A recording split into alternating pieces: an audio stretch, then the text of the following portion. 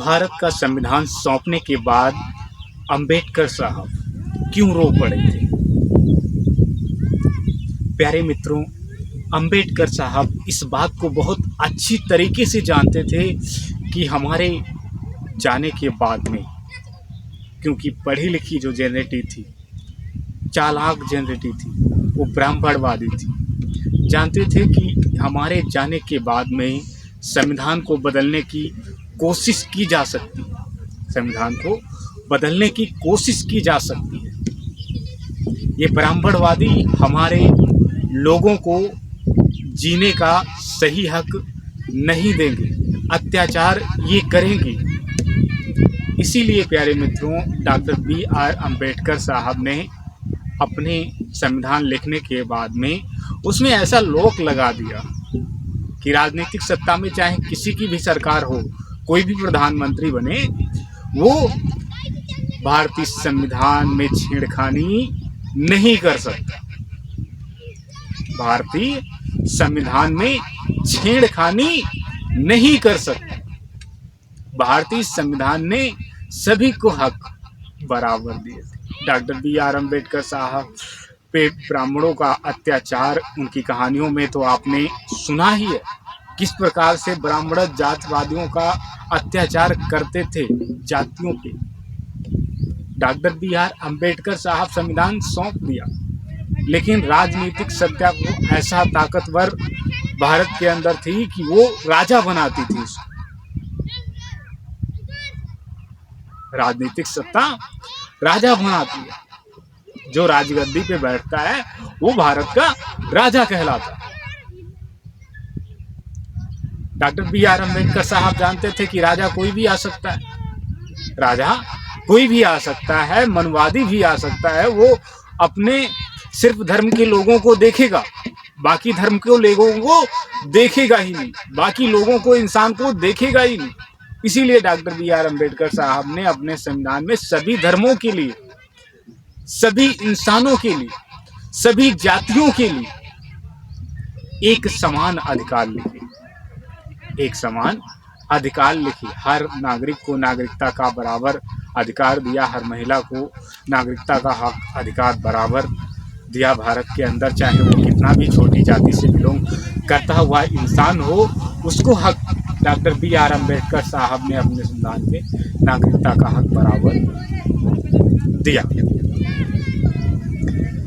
लेकिन प्यारे मित्रों, राजनीतिक सत्ता अब भी, जैसे मैं देख पाता हूँ कि ब्राह्मणवादी अब भी राजनीतिक सत्ता में बैठते हैं, तो वो हमारे आदिवासियों पे अब भी अपना जुर्म करते हैं। जो अशिक्षित लोग रहते हैं और हमारी जनसंख्या पढ़ी लिखी नहीं है, लेकिन डॉक्टर बी.आर. अम्बेडकर साहब ने क्या खूब लिखा था कि सभी को शिक्षित बनना है, संघर्ष करना है और संगठित रहना है, तभी हमारा विकास हो सकता है।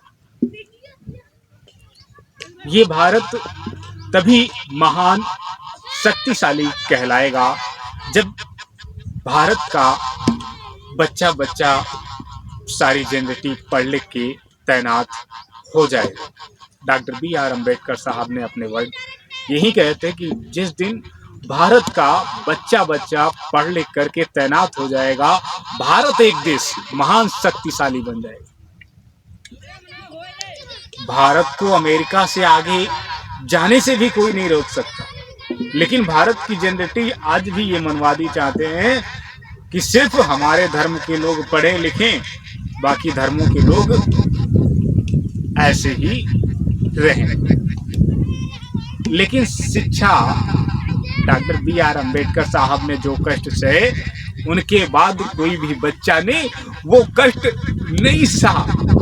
संविधान के नियम लागू हो जाने पे 1950 में संविधान जब भारत के अंदर लागू हो गया, जो दुख डॉक्टर बी.आर. अम्बेडकर साहब ने सहे, वो प्यारे मित्रों अपने कानून के तहत उन्होंने ऐसा आर्टिकल बना दिया कि प्यारे मित्रों, कोई भी बच्चा के ऊपर स्कूल में, जातियों में नाम उसका नहीं लिखा जा सकता। ऐसा कोई भी आप उल्लंघन करते हैं तो गैर कानूनी काम होता है, आप जेल के सलाखों के डाल दिए जाएंगे। किसी बच्चे को स्कूल के बाहर नहीं बिठाया जाता, किसी बच्चे को स्कूल के बाहर नहीं बिठाया जाता। डॉक्टर बी आर अम्बेडकर साहब बाहर बैठ करके शिक्षा ली।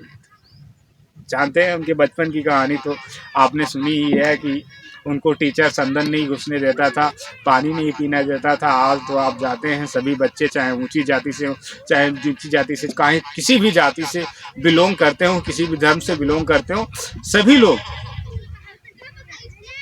लोग नल लगा होता है तो नल में पानी पीते हैं, टोटी लगा होता है तो टोटी में पानी पीते हैं, फ्रिज लगा होता है तो फ्रिज में पानी पीते हैं। उसमें किसी भी प्रकार का भेदभाव प्रकार नहीं होता।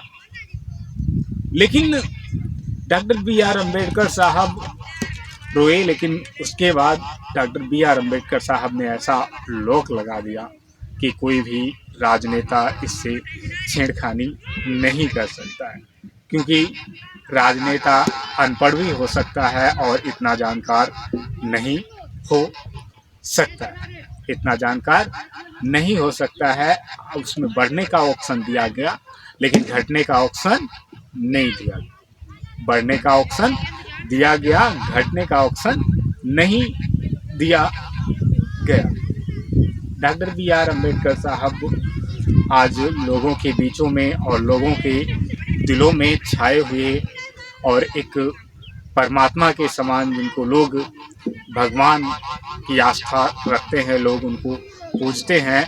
लेकिन इंसान को हमेशा सीखना चाहिए कि इंसान की ज़िंदगी सक्षम शिक्षा से ही होती है। इंसान की ज़िंदगी सफल शिक्षा से ही होती है। नहीं तो आपने अशिक्षित लोगों की ज़िंदगियों को देखा ही है, अशिक्षित लोग किस प्रकार से होते हैं और कैसे रहते हैं, क्या उन विचारों की ज़िंदगी होती है। ऐसे अशिक्षित लोग जो बेचारे अपने लिए भी कमा नहीं पाते, अपने परिवार को भी चला नहीं पाते, अपने परिवार को भी चला नहीं पाते, ऐसे अशिक्षित लोग रहते हैं।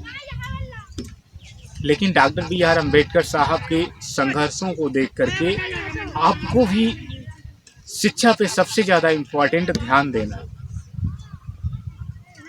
क्योंकि शिक्षा सबसे ज़्यादा मायने रखती है इंसान की ज़िंदगी के लिए, इंसान के विकास के लिए। जब शिक्षा होगी तभी सबसे ज़्यादा सोच इंसान की बढ़ती है कि मुझे क्या बनना है, क्या करना है ज़िंदगी में, कौन सा लक्ष्य अपनाना है मुझे ज़िंदगी में। अशिक्षित इंसान के मन में ज़्यादा कुछ सोच नहीं रहती, अशिक्षित इंसान के मन में ज़्यादा कुछ सोच नहीं रहती है, क्योंकि उसके पास सोचने की शक्ति बहुत कम होती है, सोचने की शक्ति बहुत कम होती है। और शिक्षित इंसान के सोचने की शक्ति ज़्यादा होती है, क्योंकि उसे सिखाया जाता है और उसे नहीं सिखाया जाता है। क्योंकि बच्चा जो